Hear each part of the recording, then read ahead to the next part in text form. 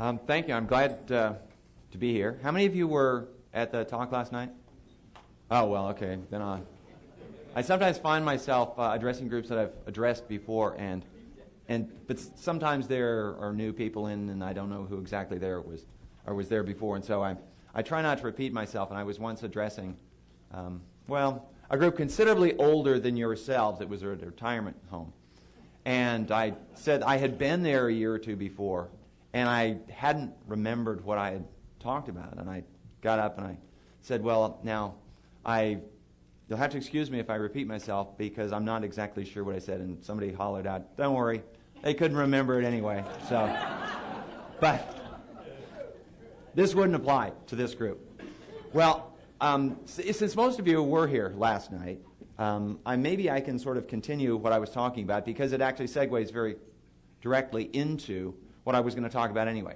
The book American Colossus is on the Gilded Age. The Gilded Age is roughly defined as being the late 1860s to the 1890s. And I expanded a little bit to get from, I call it 1865 to 1900.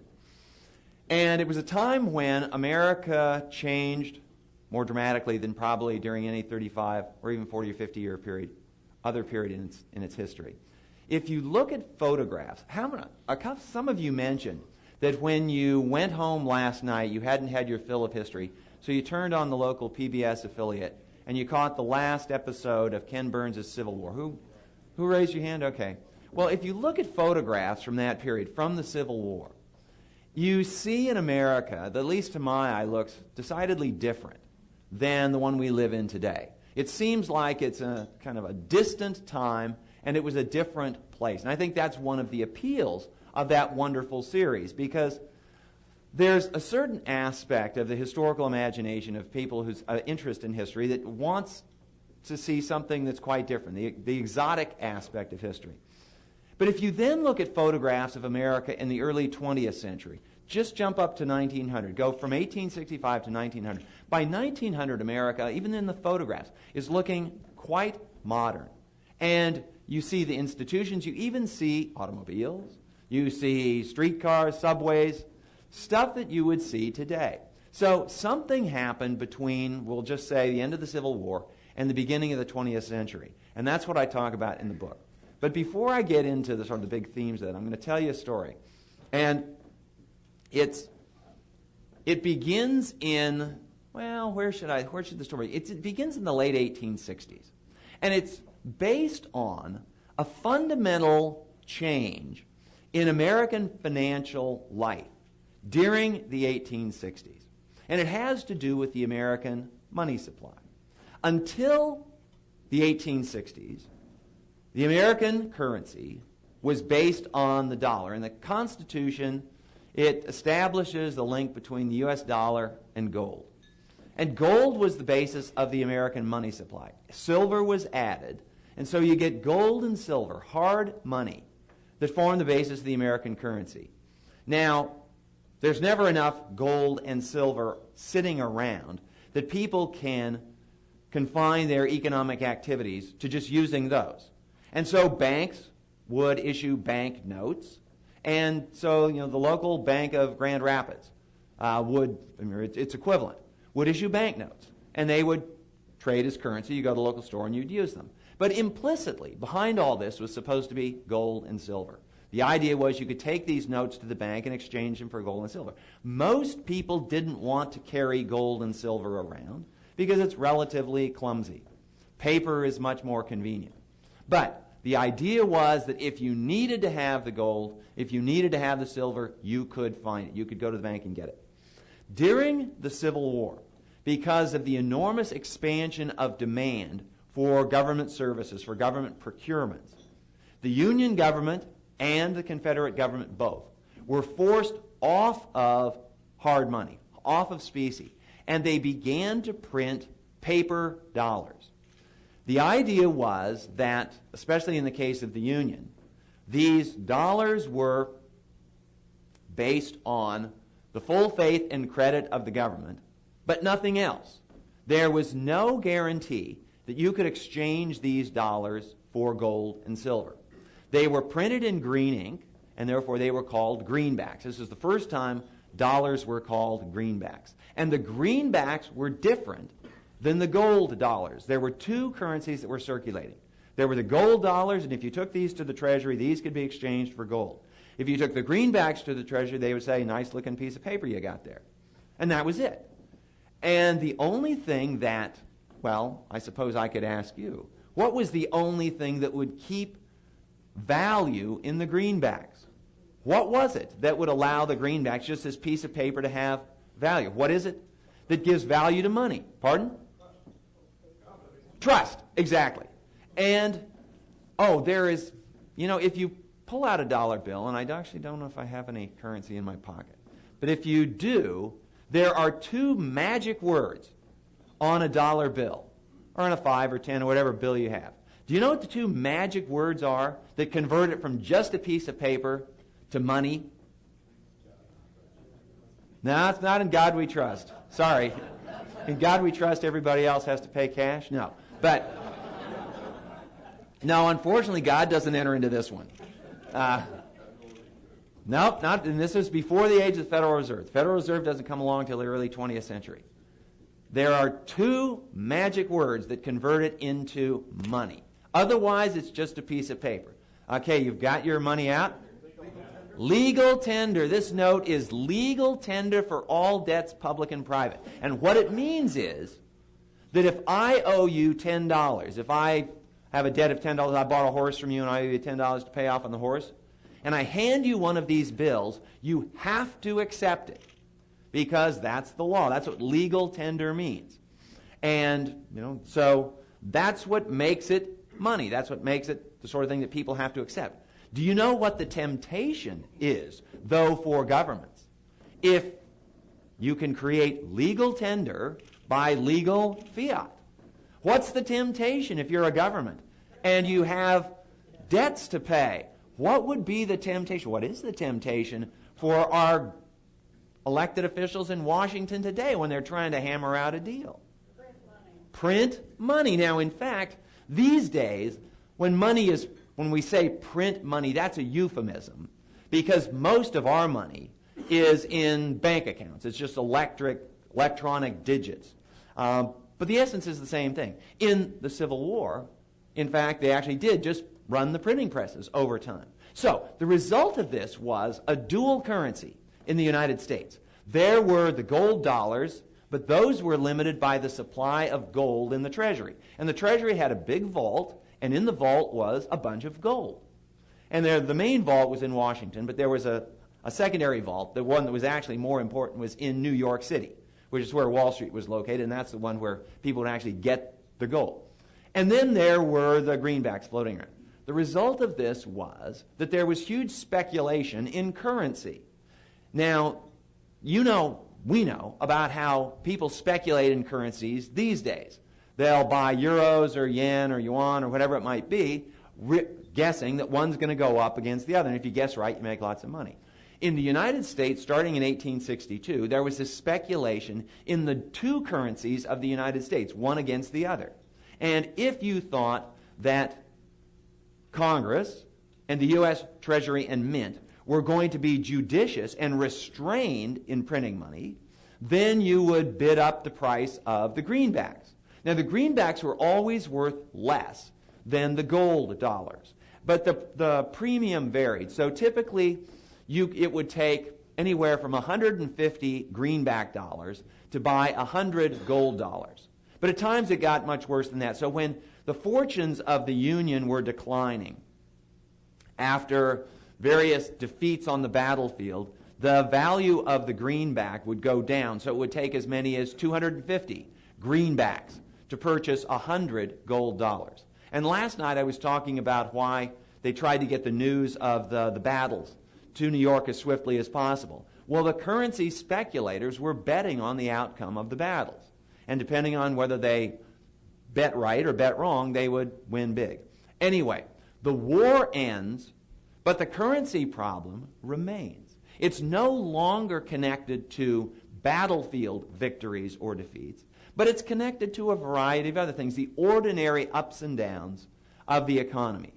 Now, there were two individuals who had decided that they were going to try to bid up the price of gold against the greenback. And one of these individuals' name was Jay Gould. Now, Jay Gould was a young man, and I suppose, is it fair to say that speculation is a young man's game? Maybe you have to have either the nerves of a young man or the short memory of a young man. Maybe that's what does it. And, when I look at what happened in 2008, I'm sure there were plenty of people in the room who were saying, this bubble we're in, these always come to a bad end. But it's the people who don't remember the last time the bubble burst that are pushing up the prices. Anyway, so Jay Gould was the director of the Erie Railroad. And this is important to the story because as the director of the Erie Railroad, he had an interest in bidding up the price of gold. So to bid up the price of gold was to drive down the price of the dollar. And I say the greenback. And so I'm going to say gold on the one hand and the dollar on the other, to gold dollars and then greenback dollars over here. To bid up the price of gold would be to drive down the price of the dollar. And if the dollar weakens, then American exports become more attractive in foreign markets. The principle is still the same today. And what Gould wanted to do was drive down the price of American grain. American grain? What did he have to do with American grain? Well, the Erie Railroad shipped a lot of grain from the Midwest to New York, and then it would be shipped overseas. So if American grain is cheap, then it's purchased by overseas buyers. And they demand the grain from the Midwest, which goes out over the Erie Railroad and generates business for the Erie Railroad. So Jay Gould decides that he wants to take action to bid up the price of gold. Gould decides that he wants to have the assistance of the U.S. government on this. The new president is none other than Ulysses Grant. Grant has been elected. He was elected in an overwhelming victory. After Abraham Lincoln was assassinated, Andrew Johnson became president. And I'll just remind you, Andrew Johnson had been added to you could call it the Republican ticket in 1864. But the Republicans didn't call it the Republican ticket because Abraham Lincoln wanted to point out that that the war effort was not simply a Republican monopoly. Andrew Johnson was a Democrat. He was a member of the opposing party. He was a Southerner. He was from Tennessee. He was a Unionist, which is one of the reasons he wasn't very popular in Tennessee, but he added to the ticket. Now, Abraham Lincoln's first vice president was a man named Hannibal Hamlin, who was quite personally unpopular. In fact, Lincoln used to joke, and the joke came out later, and it turned out to be a rather dark joke later. He said that Hannibal Hamlin was his assassination insurance. No one would assassinate Lincoln knowing that Hannibal Hamlin would be the next president of the United States. Now, it was Lincoln who decided to remove Hamlin from the ticket in 1864 and replace him with Andrew Johnson. Lincoln appears not to have commented on what this cancellation of his insurance policy might have portended. But of course, Lincoln was assassinated shortly after his second inauguration, and this Southerner now, this Democrat, becomes president of the United States. Now, how fully John Wilkes Booth thought through this is unclear. It was mostly a matter of vengeance against Lincoln. Whether he thought that Johnson would do any better for the South is hard to say. Johnson suffered from being an impossible situation. He was the heir to, the successor to the now martyred Lincoln. No one in the North liked him because he was a Southerner. No one in the South liked him because he was an apostate. He had joined the Republican side. The Republicans didn't like him because he was a Democrat. The Democrats didn't like him because he had joined with the Republicans. There was no way he could even survive. Maybe he could survive his presidency. He did survive his presidency, but not by much. Oh, there was something else that happened. You know the story, roughly speaking, of how Johnson was impeached but barely not convicted. His impeachment was not necessarily foreordained, but there was going to be a huge challenge, a confrontation between whoever was president and Congress. Even if it had been Lincoln. If Lincoln had lived, Lincoln would have had to deal with many of the same issues as Johnson. And at the heart of the issue was the question of the role of the president. During the 19th century, it was understood that the initiative in American politics lay with Congress. The big decisions originated in Congress. The president was mostly, well, we call him the chief executive, but he was like the CEO of a board of directors. Congress ordained, and the president then enforced. Things changed during the war. Things always change during the war, because during the war, Congress loses ground to the president.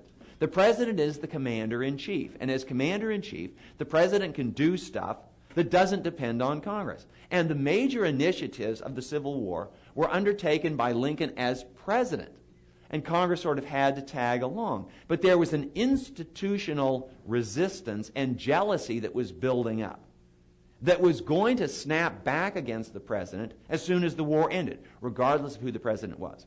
Anyway, it wasn't Lincoln, and it was Andrew Johnson, who didn't have the personal stature of having led the country to war. So, Johnson was a lame duck, almost a dead duck, from the moment he took office. He barely survived.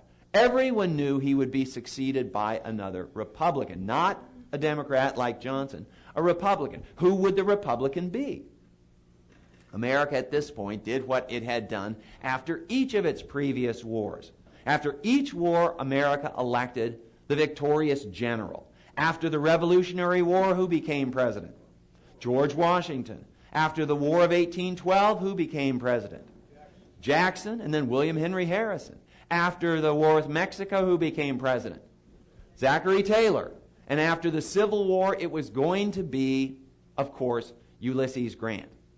Grant was approached to have his name put in play in 1864, as early as 1864. There were Republicans who were dissatisfied with Lincoln and who thought Grant would make a better candidate. But Grant said no, he didn't want anything to do with it. He had a war to win. After the war ended, though, Grant realized that he could very well be the next president of the United States. And he looked upon this with some ambivalence. He was not an ambitious fellow. And I read his letters, and I try to figure out, so is there a president inside this guy secretly screaming to get out? And I just can't find it. But Grant took the same position that Andrew Jackson took. And I'm aware of this maybe just because I written about Andrew Jackson. But both of them adopted the attitude of the soldier. By the way, this is the attitude adopted by Dwight Eisenhower, who didn't seek the presidency, but was willing to answer the call of the people. When you become the top soldier of your generation in your country, when the people call, when they give you an order, it's almost like the president giving you an order. And you can't really say no. And so Grant was, all right, if the people want me to be president, I will answer the call of the people. And it was not exactly automatic that he became president. It certainly was automatic that he got the nomination. The Republicans knew that a victorious general would be unbeatable, especially since in 1868, most of the South could not yet vote. It was not reconstructed, it was not back in the Union. And so the only people who objected to Grant were those on the side that he had defeated, and they weren't voting. So Grant was a shoo-in. And now things get more interesting because there were people who nominated Grant on the assumption that Grant would be kind of an empty suit. Someone who would be willing to go along with whatever the Republican leaders in Congress wanted him to do. And Grant was, I guess I could say, shrewd enough. Or maybe he was just, it's hard to tell with Grant. I'll say shrewd enough to let them think precisely that. This happens repeatedly. If somebody becomes the nominee, the favorite of some powerful group, And they go ahead and let that powerful group put their name forward. And the powerful group often thinks, okay, we elect this person, and then we'll be able to tell him what to do. Then, lo and behold, the person gets elected, takes the inaugural oath, and then decides, you know what, I'm president, you're not. And Theodore Roosevelt, for example, did this when he was elected governor of New York. And he allowed the New York bosses, the New York political machine, to put his name in nomination, and they thought, okay, we're going to get this guy in there and he'll do what we tell him to do. And Roosevelt played along, and then once he was inaugurated, said, okay, I'm governor and I'll do what I want. William Howard Taft did this in the history of the presidency. Taft was Theodore Roosevelt's anointed successor. Theodore Roosevelt had thought about running for a third term, but no, he better not. He better not hold himself up higher than George Washington, and furthermore, on election night in 1904, when he was elected for the first time in his own right, through some fit of odd humility, very odd for Roosevelt, he said he would not run for election in 1908. And he later said he would give his right arm to be able to take that back. But he couldn't. So he said, okay, I know, I'll make Taft president. And he prepared Taft, and he thought that Taft would do exactly what Roosevelt would have done. Well, Taft goes along with this, even to the point of Roosevelt was advising him how to run his campaign. He said, don't play golf. Taft liked to play golf. Don't play golf. Golf is not the sport of the people. Do something like Theodore Roosevelt would have done. A real man of the people. Single sticks. Yeah, Teddy, people do that all the time. But anyway, so Taft gets elected and decides, hey, I'm president, I'm going to do it the way I want. Anyhow. So the Republicans elect Ulysses Grant, and they got this president. What are they going to do with him? Grant had a very modest agenda. He wanted to, first and foremost, balance the budget, because the government was deeply in debt after the Civil War. And the thing to do was to pay off the debt.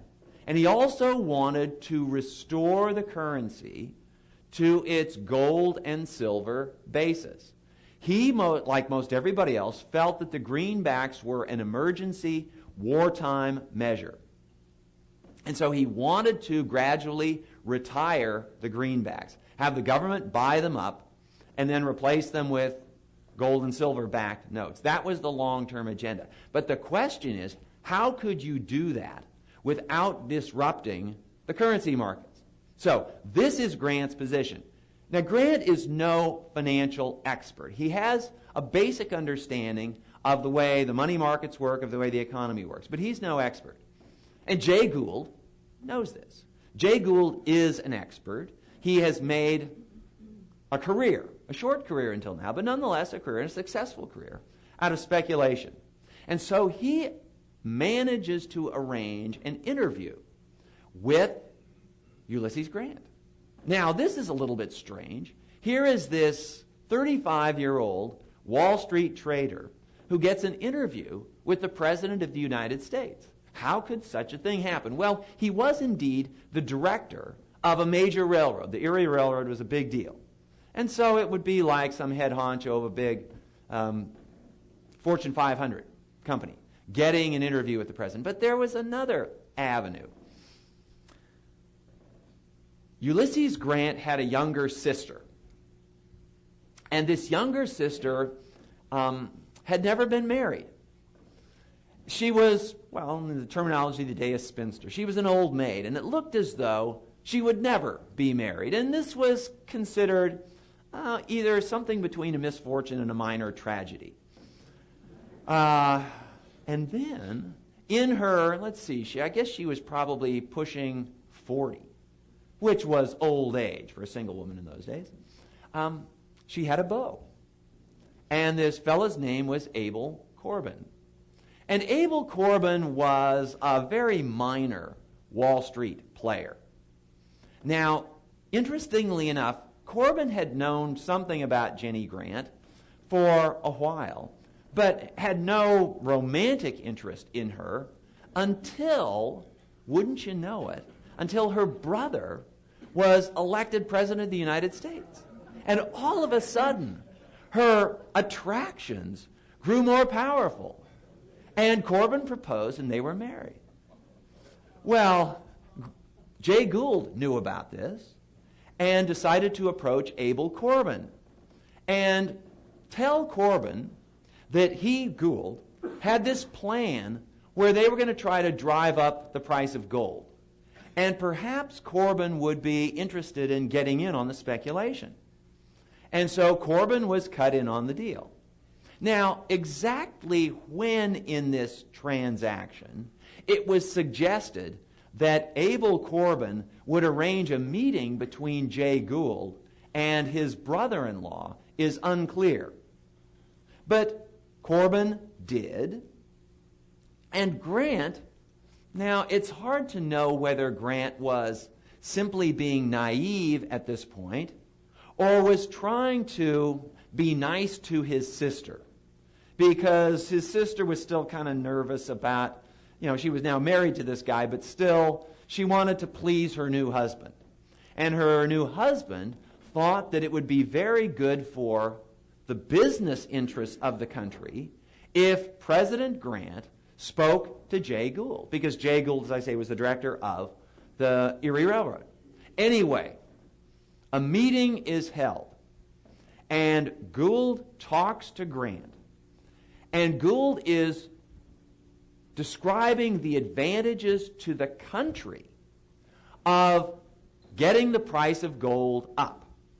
And he explains how it will make American exports more attractive overseas, and it will improve American business, and farmers will do better, and the people who are engaged in the trade theory, where if American goods are more competitive, the American economy does well. And Grant is listening. It seems okay.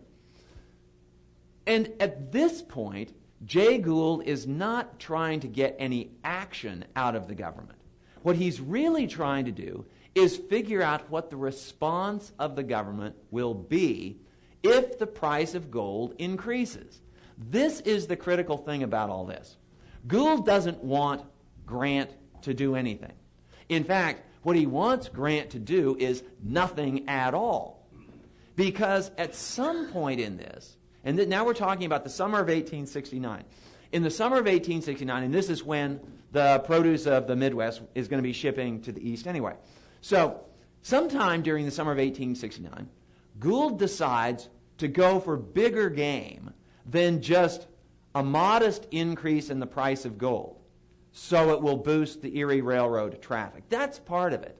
But he realizes that, in fact, he could perhaps accomplish a grand coup in American speculation, probably the biggest coup in American speculative history. He has in mind a plan to corner the market in gold. Now, corners were fairly common in the 19th century, and you occasionally hear about them these days, but they're much rarer now. The last time that I remember hearing anything about it was when the Hunt brothers in the 1970s wanted to corner the silver market. And what it means essentially is, and for those of you who know finance, you'll know more about this than I do, but basically a corner occurs when people have made commitments, signed contracts, to deliver more of a product than exists on the market to deliver. And so people take speculative positions. They'll promise to deliver pork bellies at some time in the future. And they'll hope that they can, before they deliver the pork bellies, they hope they can actually acquire the pork bellies to deliver. Well, if enough people are making promises to deliver in the future, there will be more promises out there than pork bellies actually to deliver. At which point, if one person can control all those promises, if one person is owed all the pork bellies, then that person has a corner on the market because more is owed to him than exists. And in order to get out of their commitments, typically those people who have pledged to commit or contracted to commit have to pay a premium. As I say, there had been corners in pork bellies, there had been corners in wheat, there had been corners in things like copper, but nobody had ever cornered gold. And gold was special because gold was money. if you could control the gold supply of the country, everybody needs gold on a daily basis. At least everybody who's engaged in international trade needed gold. Everybody who had to pay their taxes had to pay in gold. Now, you can do without pork bellies for a while. You can do without wheat for a while. You can eat rice or corn. But the country could not do without gold. And Gould knew that if he could corner gold, he would have command of the American financial system. And people would have to pay him essentially extortionate rates to be released from their contracts. So this became the plan. And Gould enlisted a friend of his, a guy named Jim Fisk. Now, Fisk was as flamboyant as Gould was quiet. Almost nobody knew what Jay Gould looked like. He was this young guy with a big, dark, black beard. But he kept out of the limelight. He stuck to the offices of the Erie Railroad. Jim Fisk, on the other hand, was the face of the Erie Railroad. He was a showman. He was the P.T. Barnum of Wall Street. He was called Diamond Jim or Jubilee Jim. He made a show wherever he went. He had a very notorious, yes, I guess so, affair with a woman named Josie Mansfield. Josie Mansfield was, the term of the day was actress. She was an actress. But actress covered all sorts of activities. And Josie was Jim Fisk's kept woman. Now, Mrs. Fisk existed, but she never came to New York. Fisk lived in Boston, and she stayed in Boston. And down in New York, Jim Fisk was carrying on with Josie Mansfield. And this scandalized much of New York and titillated the rest of New York. And Fisk was famous. Fisk was notorious. And Fisk was going to be the face of Gould's plan to corner the gold market. So the plan develops over the summer of 1869. And slowly, carefully, Gould and Fisk begin to buy up gold. They enlist various brokers. And none of the brokers know what the other brokers are doing. Because if word gets out that Gould and Fisk together are trying to buy up all the gold, then people will realize that something is afoot. But there was just this mysterious groundswell of support for gold. And as the price of gold rose, more people jumped on the gold bandwagon. They didn't know what was driving up the price of gold, but something was. And when the speculators saw that the price of gold was rising, they wanted to get on board as well. And naturally, this happens in bubbles all the time. The more people got on board, the higher the price went. And as the price of gold went up, then all those good things that Jay Gould had predicted to Ulysses Grant began to happen. And as in all sorts of pick your bubble, realestatebubble.com bubble, while the bubble is rising, everybody thinks this is a grand thing. Business is exuberant, everybody's making money. But as the price of gold rose further and further, people began to bet that it couldn't be sustained, that the price rise could not be sustained. Now, gold is different, I guess, in this respect than, say, real estate. And I'm sure many of you here experienced the real estate bubble of the last decade. And most people, well, I say most people, a lot of people seem to think or act as though real estate bubbles are different. Because, you know, the saying is that the price of land can only go up because they're not making any more of it and all this sort of thing.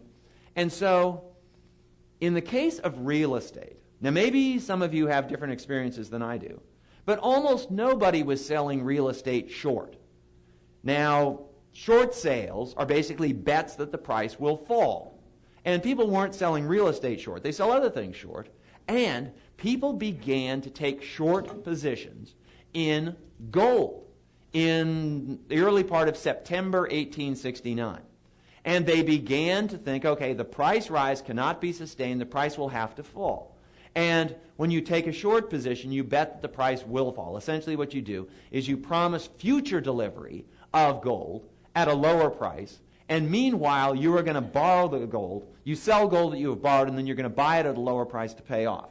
And so, and the people who take the position, the short position, the ones who are betting on a fall in price are called, these are the bears of the market. And the bulls are the ones who are betting on a price rise. So, in September of 1869, in Wall Street, there is this special room in which gold is traded. In fact, the gold market was so active during the last part of the Civil War that this brand new arena was developed. It was called the Gold Room. And in the Gold Room, in the middle of the Gold Room, there was this pearly fountain that showed this little Cupid shooting out water. And this was considered a nice, sumptuous sort of thing. But the big deal was this indicator of the price of gold. They didn't have tickers in those days. And people kept up with the prices just by listening to people shouting, okay, so what's bid, what's asked, and all this. And so it was difficult to know what the price was of commodities or stocks at any given time. And here I'll pause and say parenthetically that one of the biggest differences between the economy in the 19th century and the economy now is now things are very transparent, comparatively speaking. So you know what the price of a given stock is right now. You can go on the ticker, and the ticker will say, what the last bid was. You know what the price of any commodity is. You know what the government is doing. You know this, you know that. One of the reasons we know this is that by law, this has to be reported. And the reason the laws are the way they are is, well, in part because of what happened on the day that I'm coming up to. Black Friday. And this was the first Black Friday. There have been blacks, all sorts of other things. Oh, and this Black Friday, have any of you scratched your heads in the last 10 years or so at the reference to, when people say Black Friday these days, what do they mean? The day after Thanksgiving. Now, I knew Black Friday from 1869, and Black Friday was black because it was a very disastrous day. And when I hear of Black Friday after Thanksgiving, it took me a few years. What in the world are they talking about? But anyway, so the name has been co-opted. So, leading up to the end of September 1869, the price of gold is going higher. But there is this countervailing force, the camp of the bears, who are betting that the price is going to have to fall.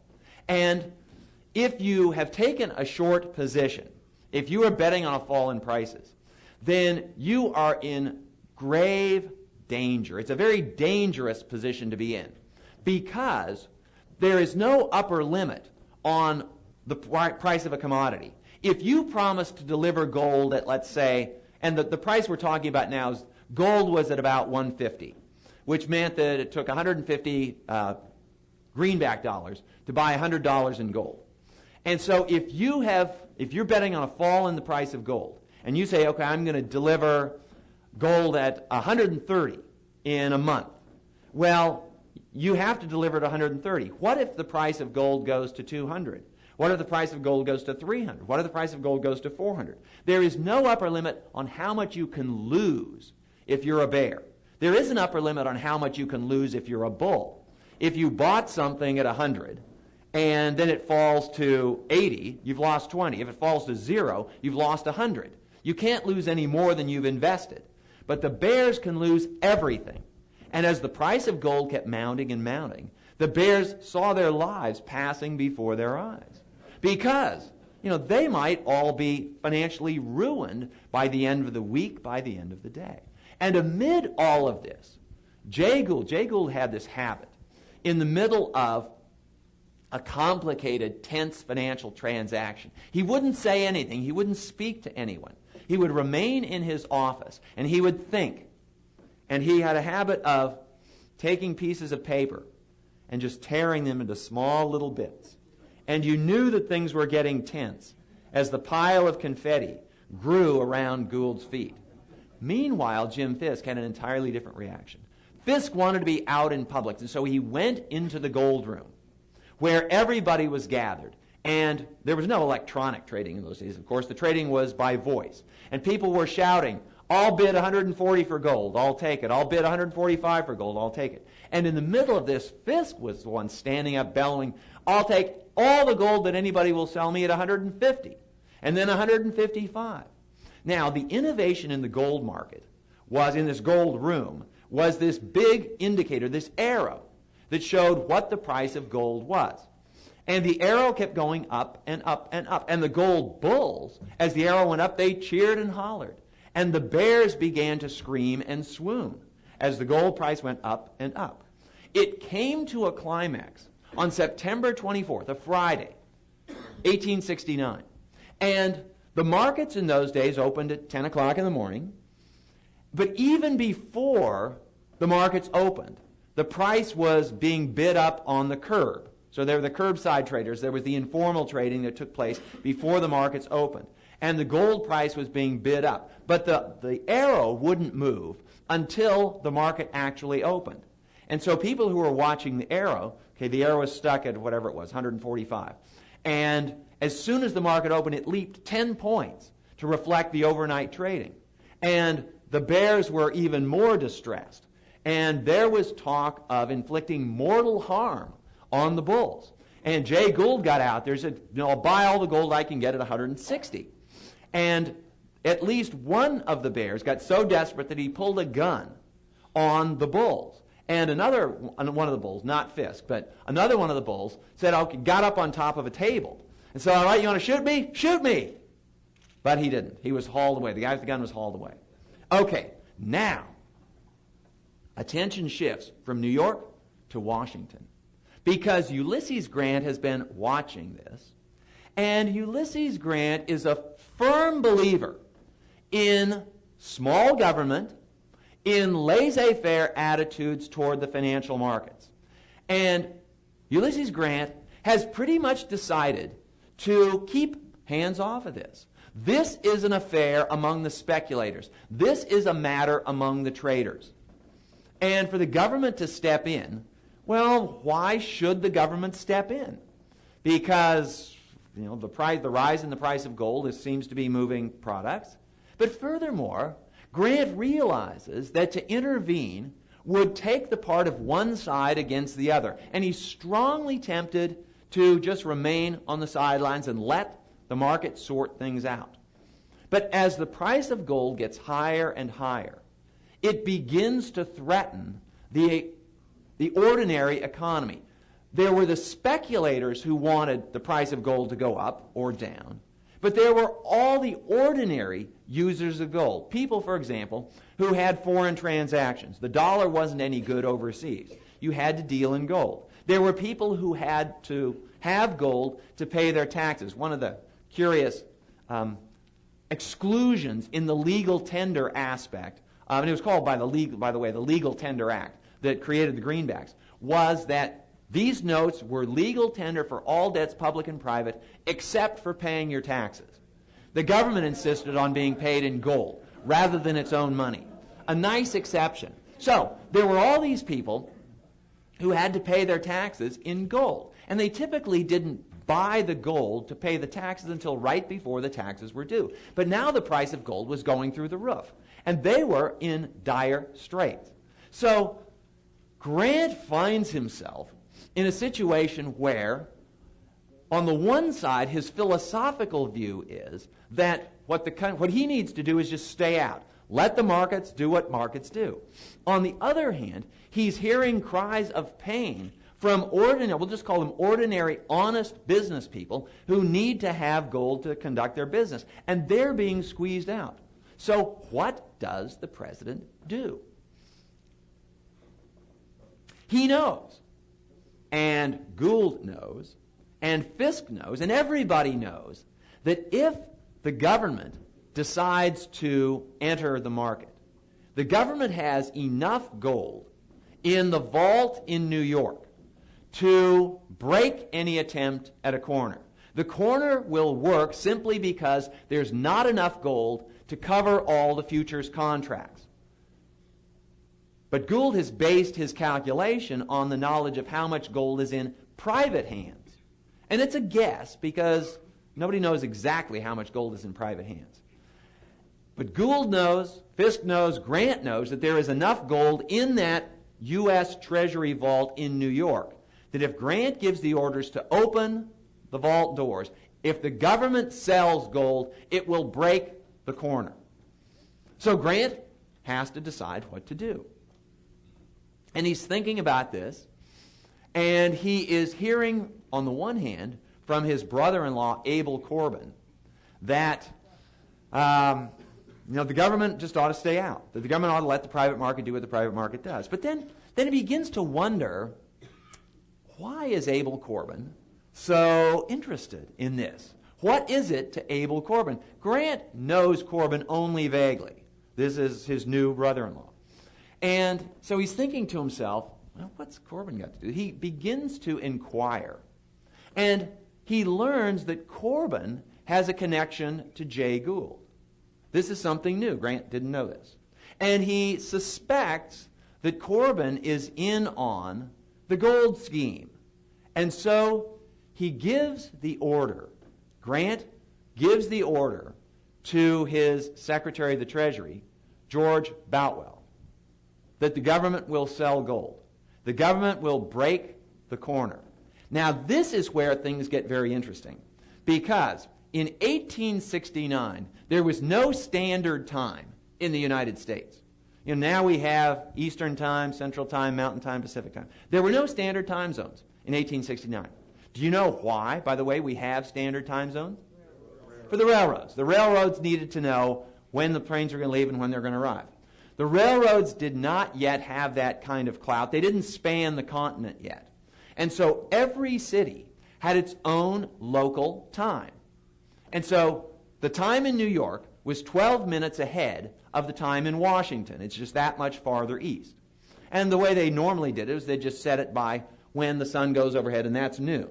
And the sun was 12 minutes ahead in New York from what it is in Washington. Now, this is a critical element of this 12-minute difference is critical in, well, not so much in what happened at the time, but how somebody like me coming along later is trying to unravel what happened. Because there is a telegram that is sent from Washington, D.C., from Boutwell goes from Grant's, from the White House, to his office in the Treasury and sends a telegram to New York. The telegram is, I think that the telegram is time-stamped in Washington at something like 11:50 in the morning. And it arrives in New York at 12:07 or something like this. Now, when I first saw this, and I've seen the telegrams, okay, I thought, well, that's kind of a long time lag. Telegraphy is more or less instantaneous. And then I thought, oh, wait, there's the difference in the time, okay? And so that will account for some of it. But for the rest of it, there's just a few minutes that were unaccounted for. Now, it turns out that the word that the Treasury was going to sell gold, there was the official announcement. And the official announcement occurred as soon as the Treasury's office in New York got the word. But before the Treasury's office in New York got the word, somehow the Gold Room in New York got the word 4 or 5 minutes ahead of when the announcement was made. And this goes back to what I was saying last night and again this morning about how the speculators had their own, I think maybe last night I called them spies. What apparently happened is that Gould, as I told you, Jay Gould did not want the government to do anything. He didn't even want Abel Corbin to do anything except to give word that if the government was going to do something, because if the government was going to do something, there was only one thing the government would be doing, and that would be selling gold. The government wouldn't be buying gold, the government would be selling gold. So at some point, Corbin got the word to Gould that the government was going to start selling gold. And as a result of this, Gould himself started selling gold before the word got out. And Gould did it. This just goes to show there's no honor among thieves. Gould started selling gold behind the back of Jim Fisk, his own partner. And Fisk was out there bidding up the price of gold, and Gould was silently tearing the little pieces of paper and giving the orders to his guys to sell gold. Well, when the news hit the market, and other people found out that the government was going to sell gold because everybody had spies. And there were people watching the White House to see who went in and out of the White House. And they saw that the Treasury Secretary went into the White House on that morning. So they had one ear to the ground in New York, what's going on in the gold room, and then they're watching the White House. And the Treasury Secretary goes into the White House, and the Treasury Secretary comes out of the White House. And he goes to his office in the Treasury Department across the street. And they follow him to the Treasury Department, and then they see a courier going from the Treasury Department to the local Western Union office. And they assume this can mean only one thing. Now, one of the things we can't know, at least nobody's been able to figure out, is whether and to what extent people in the Western Union office were in on the scheme. Because it was the most natural thing in the world for speculators to want to get advance notice from the Treasury, from the Western Union operators, because they would know what the content of the message was. It was a clue in itself that a message was being sent. But the message could have said, hold on, or sell gold. The Western Union guys would know exactly what was being said.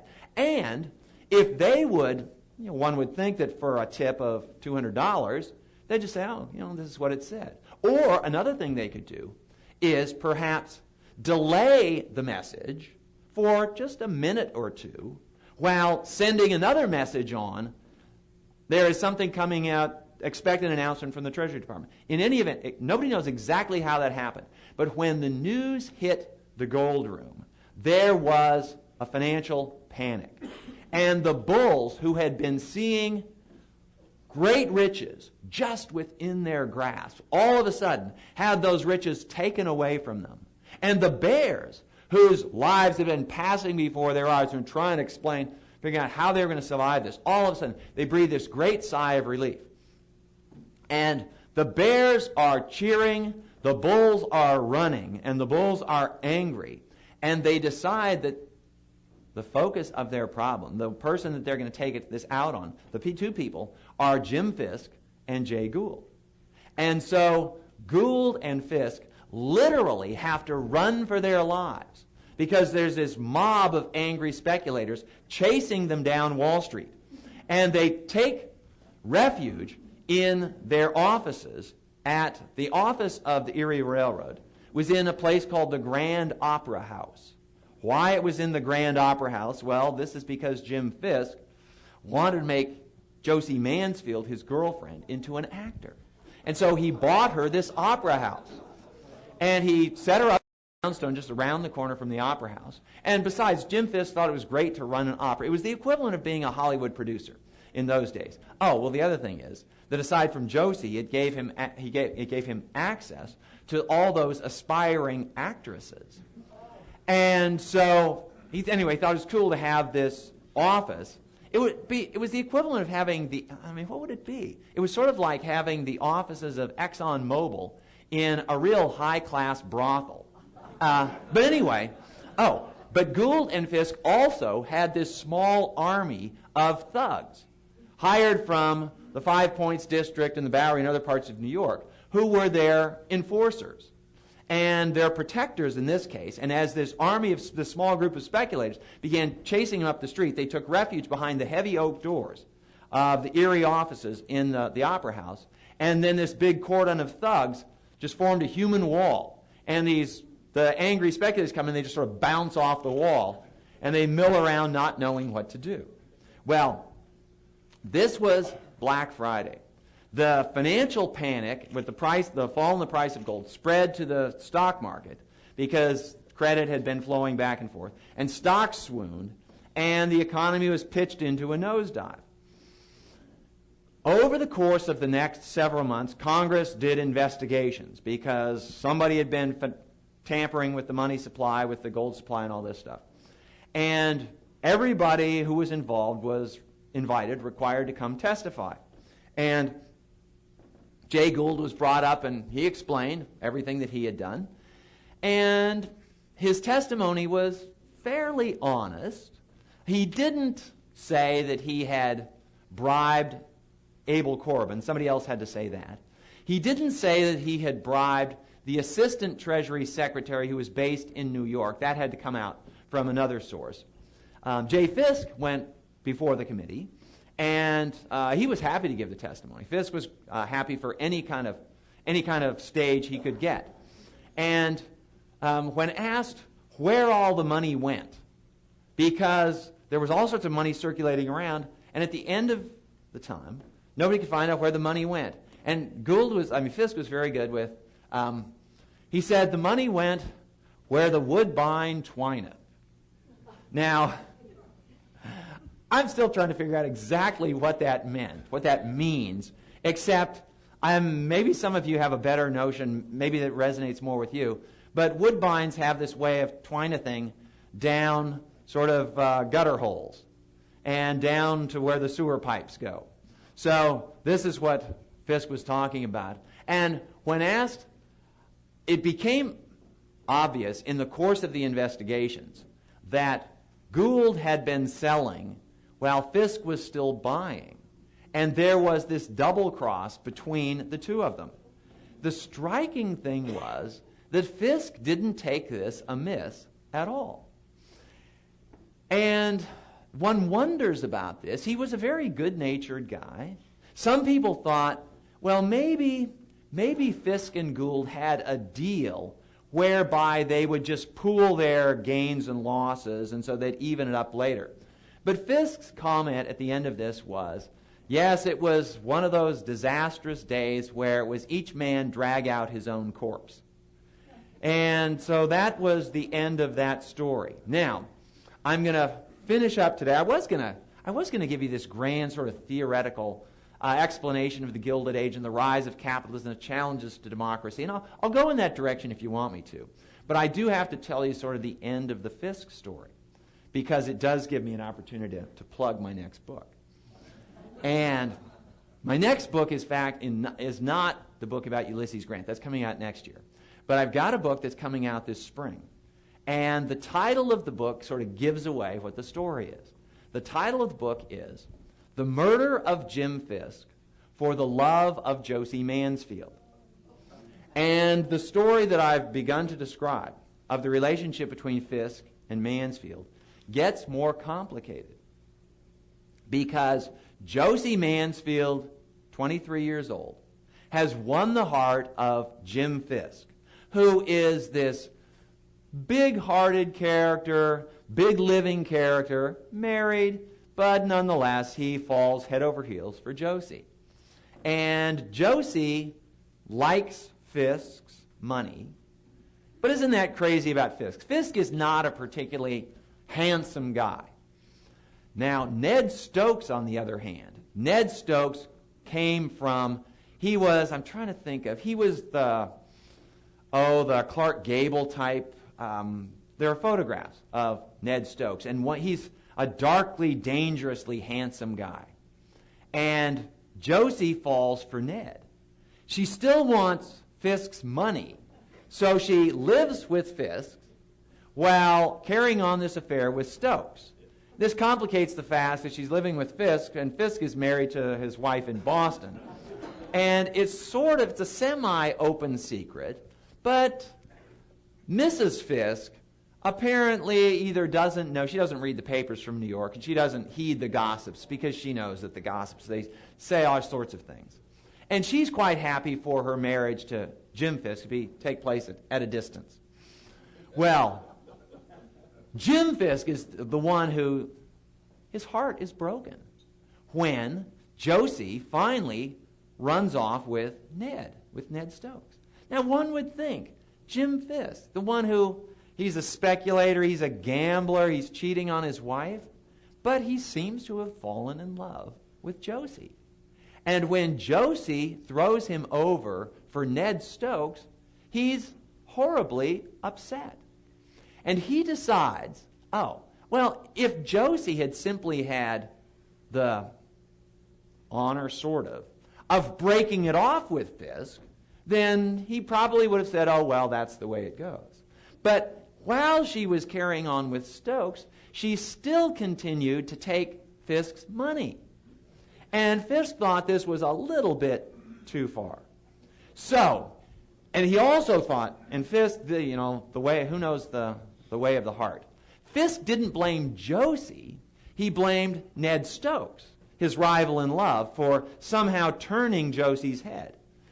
Stokes had had some business dealings with Fisk, which was the beginning of Stokes' downfall, because Stokes did not have the head for business, the head for speculation, the head for cheating and skullduggery that Fisk did. So Fisk decides that he's going to get back at Stokes by ruining Stokes financially. And Stokes was something of an innocent when it came to the speculative games that Fisk played. And so Stokes finds himself ruined by Jim Fisk. And there are suits and countersuits. Oh, the story gets complicated by the fact that Josie has Fisk's love letters. She has kept the love letters, and although he is a very canny guy in business, he's just pouring his heart out in these letters.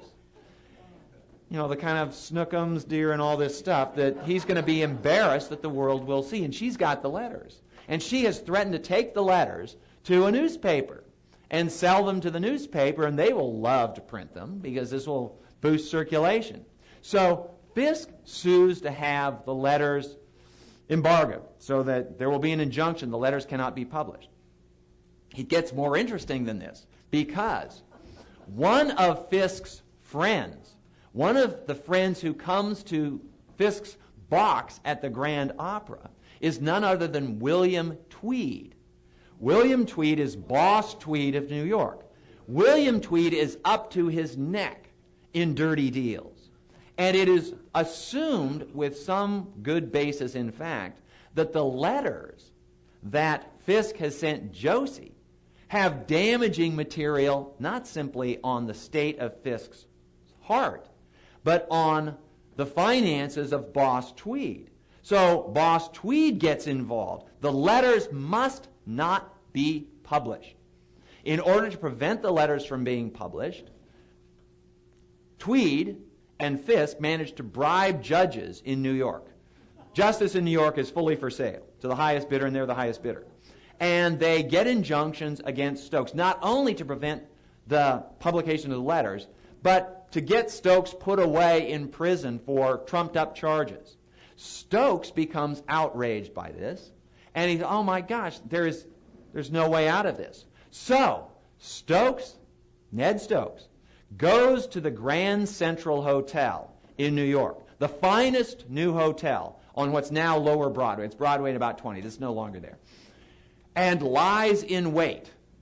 Jim Fisk enters the hotel. As he's coming up the stairway of the Grand Central Hotel, Stokes pulls out a small pistol and shoots him twice. Bang, bang. Fisk is astonished. Fisk has known that speculation and even rivalries in love can be sometimes bitter but deadly. And he falls with this astonished look on his face. He's a big man. He's carried into one of the adjacent hotel rooms where he bleeds to death and dies. Meanwhile, Stokes has tried to make his escape. He's running out of the hotel. And he's throwing people off by saying, somebody shot that guy back there. Well, but somebody sees him and they tackle him just as he's about to escape. He is arrested and a series of murder trials ensue. The first murder trial ends in a hung jury. The second murder trial, well, I can't tell you the end of the story because you wouldn't buy the book then. I'll leave it there. Okay. Anyway, I'll be happy to take questions if you have any.